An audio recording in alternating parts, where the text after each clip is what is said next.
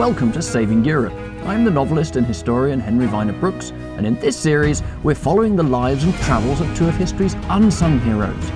The decisive leadership shown by the 6th century monk Columbanus and the 20th century statesman Robert Schumann helped rescue Western civilization in two very different dark ages. So, joined by my two sons, I'm on a 4,000-mile, 12-country post-Brexit odyssey to find out if these men and these dark ages can teach us anything for today.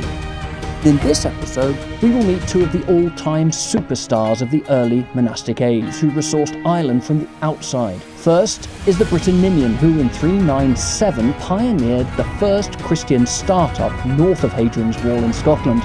His CANDIDA CASA, or White House, was where the tough-minded Ulster ex-warrior Enda got his training, before in turn becoming the mentor to other ambitious young founders like Brendan the Navigator and Columba of Iona. And then we'll also meet the Welshman who trained Finian of Clonard, who in turn trained the 12 Apostles of Ireland, among whose number is Sinnel, who trained a teenage Columbanus. The name Cadoc the Wise might sound like Gandalf the Grey from Lord of the Rings, and indeed there are some later mythic connections with King Arthur, but his training monastery at Llancarfan and his spiritual and academic legacy have been enormous. Speaking to Professor Maddy Grey from Cardiff University, we will track down this 6th century culture shaper's extraordinary journey from Wales to Britanny. If you're finding this content helpful, then please return the favour by liking this video, subscribing to the channel, and perhaps even sharing it with a friend. And also do check out the new book which accompanies this series. Thanks for watching.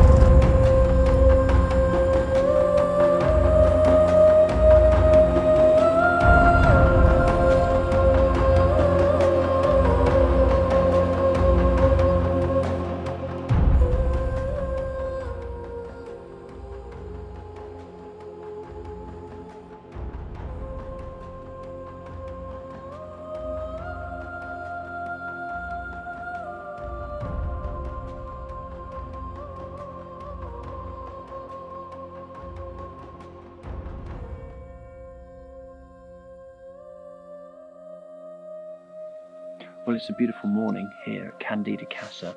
We got in about 10 o'clock last night, set up the tent just as the sun was setting. Wonderful. We're looking back over to Cumbria where we live, across the Solway. It's only 40 miles and we could pick out the mountain tops. I'm quite tired, frankly. Didn't sleep so well. I'm looking now at a view of where I live in Cumbria, and it is absolutely stunning. Where we live in the mountains, we don't really get sunrises and sunsets because we're so deep in the valley. But here, beautiful skies and swirling currents, birds. I can see fishermen out already this morning. And this is fantastic God sky over Cumbria. It's the first day, or the first leg, really, of the Saving Europe tour. And I've wanted to come here for so long. Whithorn is one of those places that sit very proud in the history of Christian evangelism. This was where Ninian came in 400, having come all the way from Rome to evangelize the Picts. They really do call this De Finibus Extremis, the uttermost parts of the known world. He was kicked out of the kingdom of man, which actually is behind me. I never realised quite how close it is. We arrived and we were thinking, one of those hills, that can't be Cumbria. At one point we were driving, we weren't quite sure which way we were facing. It's the Isle of Man, it's just across the water. You can see the fields from this part of Scotland. We're very, very far south here. It's CANDIDA CASA became seminal for Scotland. From here, many, many different monastic foundations were pioneered among the Picts.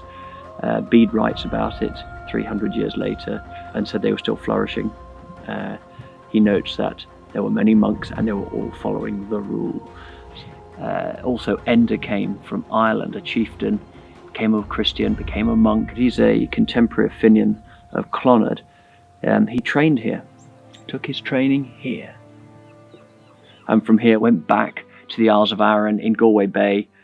And from there, many other monastic founders left his monastery on the Isles of Arran on the far west coast of Ireland. So it's a really special place. Such a lovely place. The Isle of Whithorn is a special place indeed, and Ninian also had a small hermitage in a cave just along the coast, but his main operational command centre was 4 miles inland at what is now the medieval town of Whithorn. It is mentioned in the 9th century Anglo-Saxon chronicle as Whithorn, White House, built of stone, built to last as a lighthouse to the Picts, and functioning essentially as the cradle of Scotch Christianity. He dedicated the church, even as Columbanus had done, to the ex-Hungarian cavalry soldier Martin of Tours. Ninian was Martin's contemporary, and one 12th century chronicle suggests that he actually visited Martin at Tours on his return from Rome. They may have been friends, which makes it all the more poignant that he makes his church dedication in the very year of Martin's death. The Romanesque priory we see today was built in the 12th century by Fergus of Galloway, and it became a place of pilgrimage and great cultural importance to the Scotch nobility. For example, James IV spent 8 days walking to the shrine, and Robert the Bruce came here looking for a leprosy cure. In the end, it suffered the same fate as Columbanus Bangor just across the Irish Sea. First the Vikings, then the dissolution of privilege, followed by the dissolution of Henry VIII. Today, a small museum houses an astonishing collection of antiquities, sacred and secular, and one, the Latinus stone, dates back almost to Ninian's own lifetime. All in all, another inspiring yet sobering place to visit. Later that year, we got a chance to track down another ancient Briton who helped the fledgling Christian Irish to find their wings. It is a remarkable story that would take us from an unassuming village in rural Wales all the way to a small island off the coast of Britanny. Well, we're crossing the Severn Bridge into Wales on a reasonably easy journey down. A few delays, obviously, around Birmingham. We've been in contact with our first interviewee, Professor Maddy Grey. And the weather's a lot nicer down here. I might even turn my headlights off. We've come down through quite heavy rain. Nice out there, looking at the little island in the middle of the Severn estuary.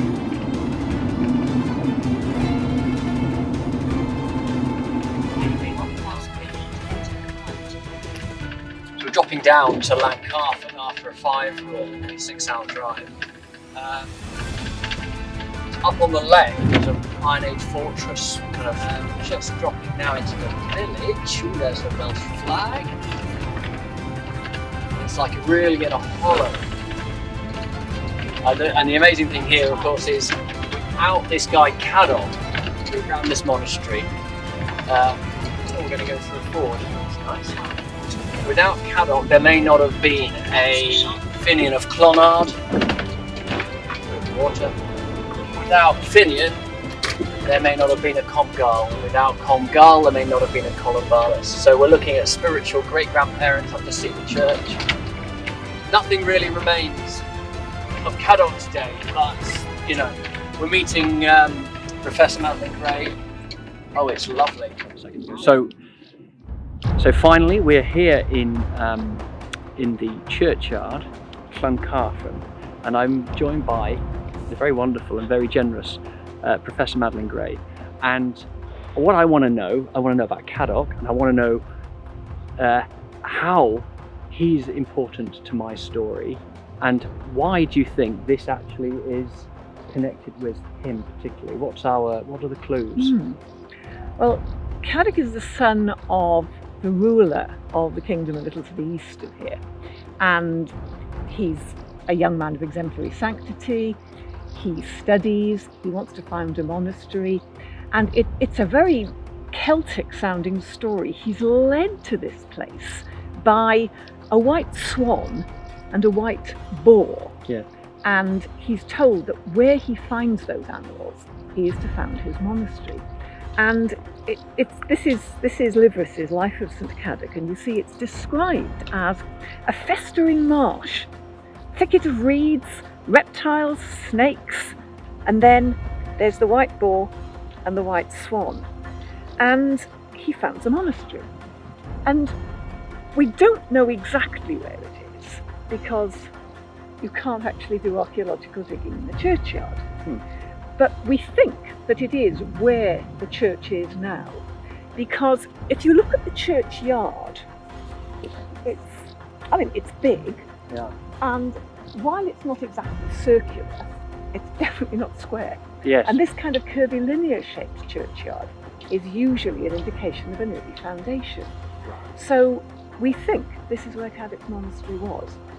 It wouldn't have looked like the monasteries we're familiar with huge stone buildings and a cloister. Yeah. It would have been a little wooden church, separate huts for the monks, a bit like a Carthusian monastery. Yeah. And they would have lived lives of prayer and study and considerable austerity. Cadoc was quite big on austerity. He was quite firm. It seems to be something they always brag about, the severity of... Yes. We've looked at Comgall rules, who was one of his... And on the one hand, there is this tradition of a rather more relaxed approach to things. Yes. You know, they're happier about marriage, they're happier, women have a bigger role to play. On the other hand, there is this absolutely savage penitential discipline, isn't there? Is that straight from Egypt, would you say, in its import? It seems to bubble up wherever you go. Yeah. This is theological. Yeah. There is a tendency in a lot of early Christianity towards what a theologian would describe as the heresy of dualism, treating the physical world as something evil, which is actually quite contradictory to the Hebraic understanding, the real Christian idea. But it's something that people do seem to fall back to. Yes, no, I do get it. And we don't know how much of that is Greek in its We don't know origin. where it comes from. It seems to be, you find it in Egypt, but then it seems to crop up in Wales, it crops up in Ireland. There's no real evidence that it's a direct borrowing from Egypt. Right. It just seems to be that's what people default to, punishing themselves. Yes. Why? Yes.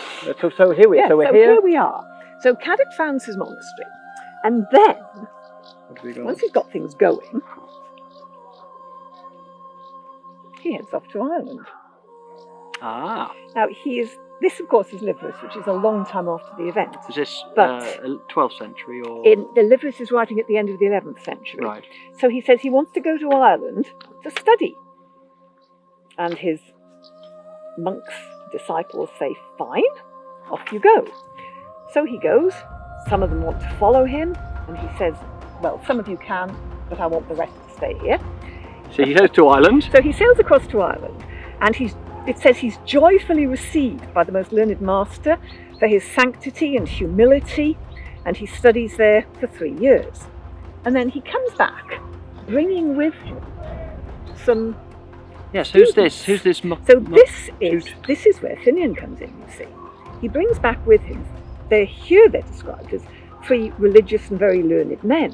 Finian, who's going to crop up later, MacMoyle, who stays in Wales, and Gnaran, of whom we don't really know very much more.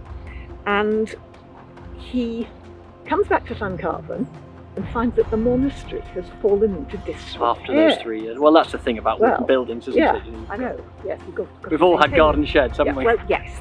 So he is furious, and he says to the remaining monks, you will rebuild, and you will do it with your own hands. You will not have any help. You will not have draft animals to help you. You'll drag the timber out of the woods, and you'll square up to it. But he says to Finian and MacMoyle, you're not to do this. I want you to stay and study. Yes. Of course, the other monks pick on them because of this.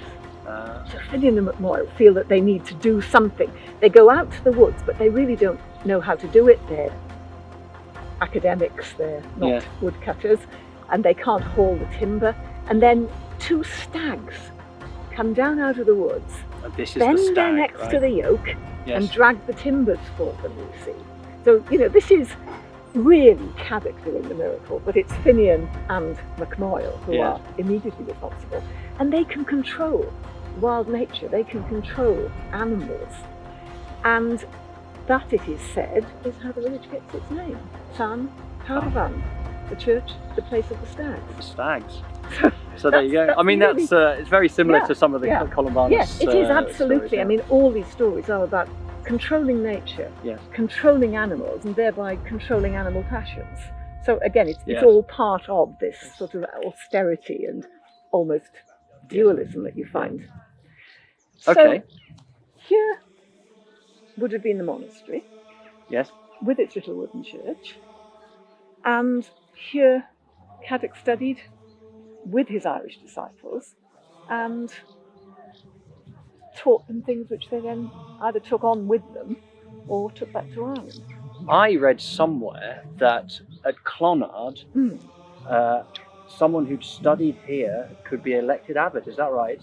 Did you ever read this anywhere? I've not come across that, but there is quite a bit in Liverpool's life about the contacts between here and Ireland. Yes.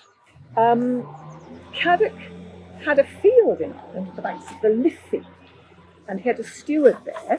The steward is attacked and killed and brought back to life by a miracle. And as a result, the king gives more land through Cadoc to the monastery there.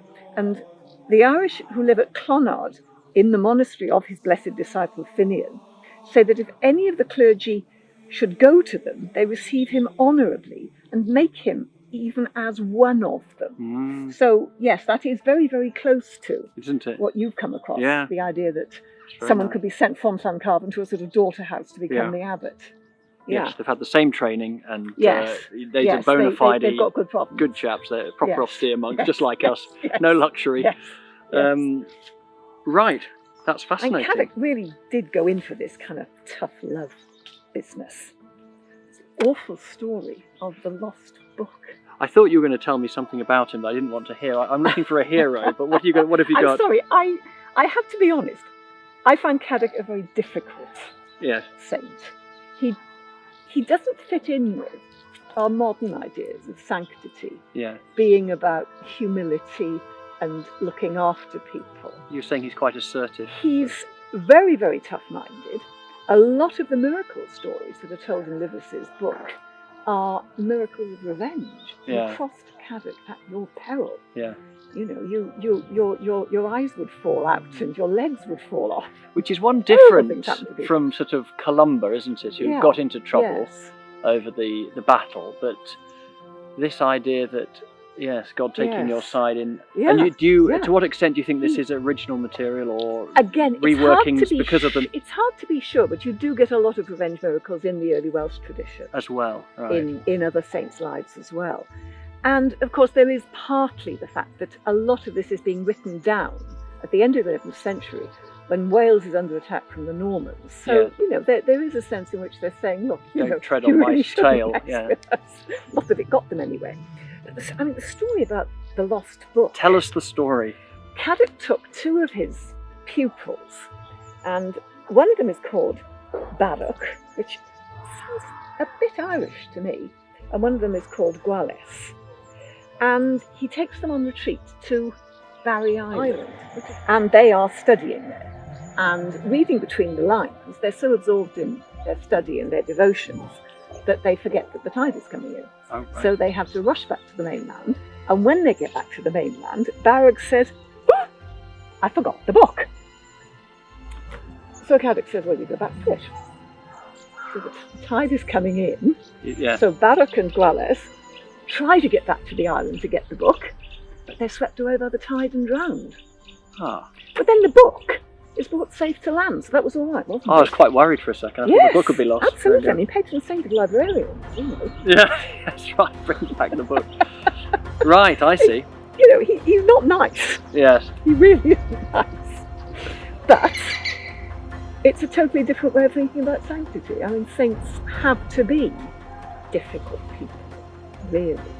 Yes, you come across this. I mean, this is one of the things to study is trying to get to know Columbanus as a man and finding it quite difficult because he's slightly other. The nearest I came to probably was David Livingstone at the end. All my thinking was there was this incredible determination, this alpha male drive added to, and you can see fractures in that, and they're sort of unspoken because he had a massive splitting off of his number two, Gallus.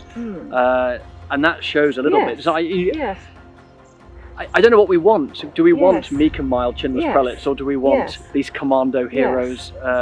Who go out and snipe people. Yeah, I mean, I don't get in. There's nothing quite as Colin Barnes comes out nicely actually in Yes. all of this, because when he is, when there's a battle, and his another chap says, "Well, we should pray for the one we want to win." And he said, "No, don't be so silly. We should, you know."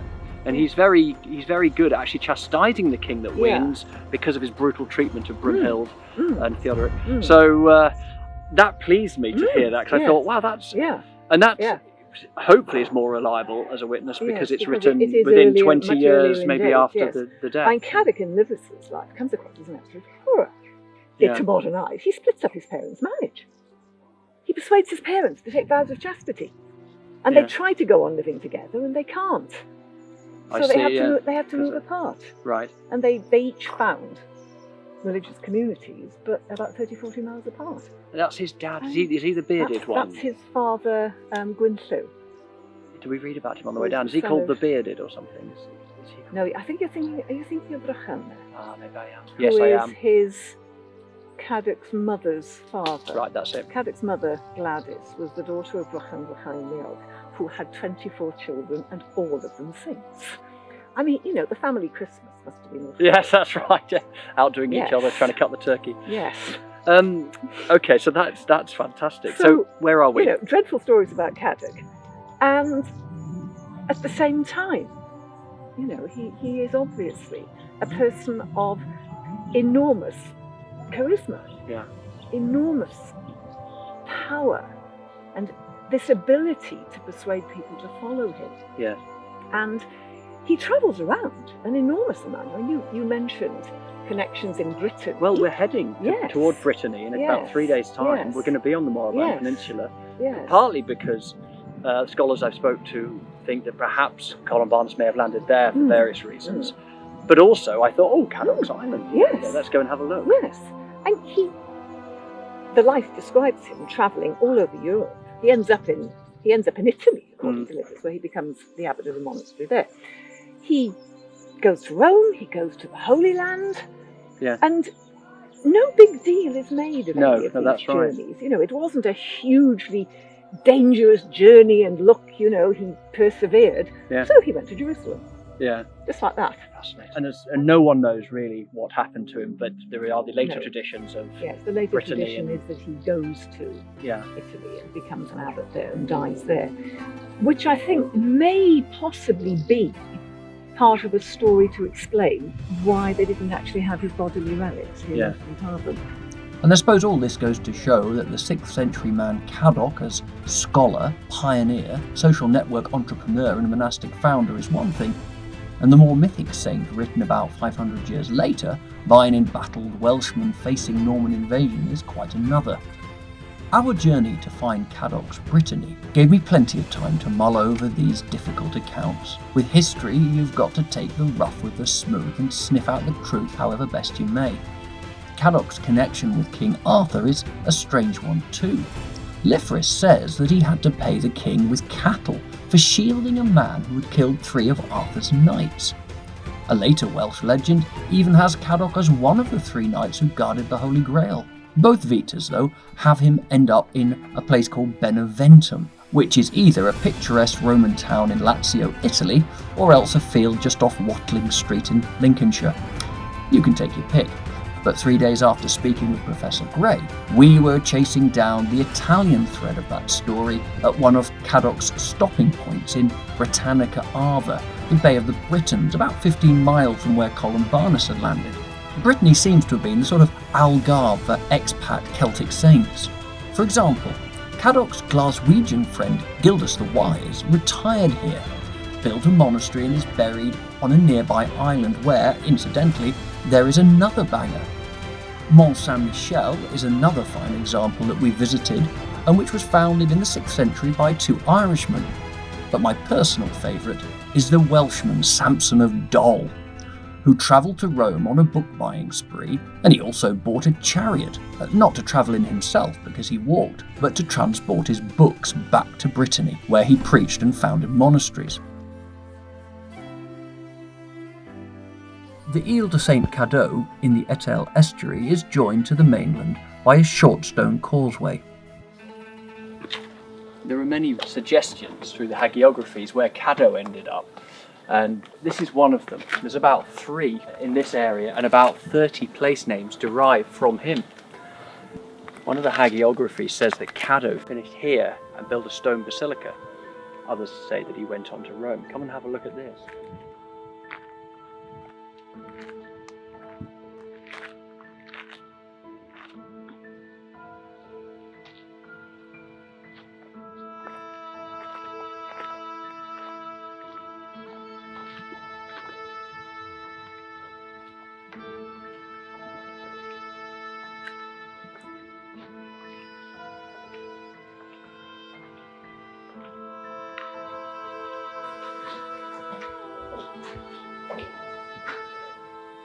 The dedication to St. Ives. It shows you how close you are to some parts of the UK. Cornwall's 130 miles.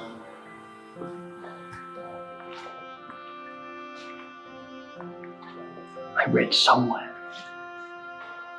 that he's invoked for deafness. I could do with a bit of that. Too much heavy metal in my youth. Little leaflet. This is called the Bed of Cadoc, apparently. Cadoc's bed. And there's an inscription to that effect written here, which is so worn, even in this hard granite, that you can't see it. Apparently this is the pillar. And we know that they're pretty hardy souls. Maybe he did sleep here. Anyway, for centuries, people have come here. And if you were deaf, you could lay your head under here and you'd be cured. Like so. So that's that. And all around them are inscriptions talking about him. And each one has a thing. It says, English by birth, Prince of Glamorgan, then abbot. He leaves his country and comes and settles here. On God's judgments he constantly meditates, and thus pilgrims came to live well. He cries bells, that's the village just down the road. I will never forget you, never. And he sets off and leaves this place, apparently ending up in Rome. Benedictines took over this site, and this church has been built up successively over generations. So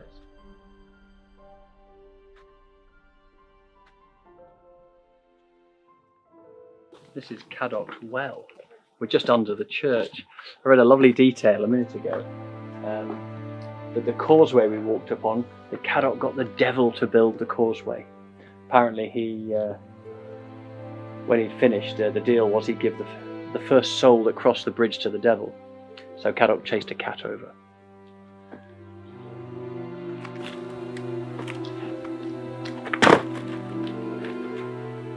Later that evening we pitched up at a nearby beach, marvelling at the myriad historical connections that we shared with this area.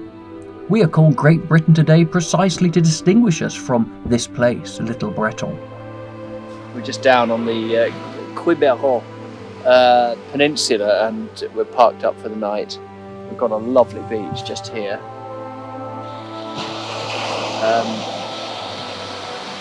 I can see sandpipers walking along. There's a couple of islands just off here. Further down the coast, Gildas the Wise of England went to live eventually, and on one of the islands off Quiberon, somewhere out there, I don't think it's these ones here, just beyond this peninsula, that's where they laid his body. And we're not going to kayak to it because, frankly, it's a long way. It sort of feels like a well-earned break at the end of the day.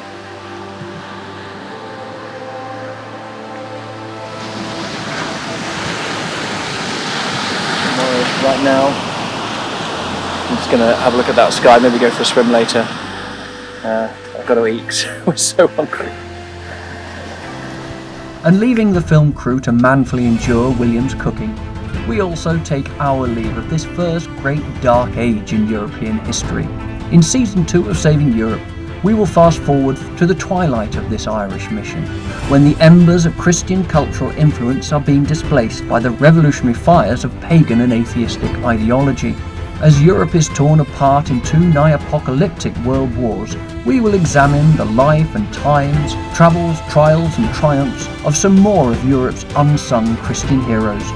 All this and more next time in Season 2 of Saving Europe. Remember also that this journey was part of the research for a book which uses the lives of Columbanus and Schumann to explore the unlikely arrival, survival, victory and atrophy of European civilization. Do follow the links below to find out more. Please let us know what you thought of this episode, what you liked, what you didn't, what was new to you. Just start a conversation below in the comments section. And of course, if you found the content helpful, then we're pretty sure you're going to like this next one suggested here. But also while you're there, don't forget to help us by subscribing to the channel. Thanks for watching.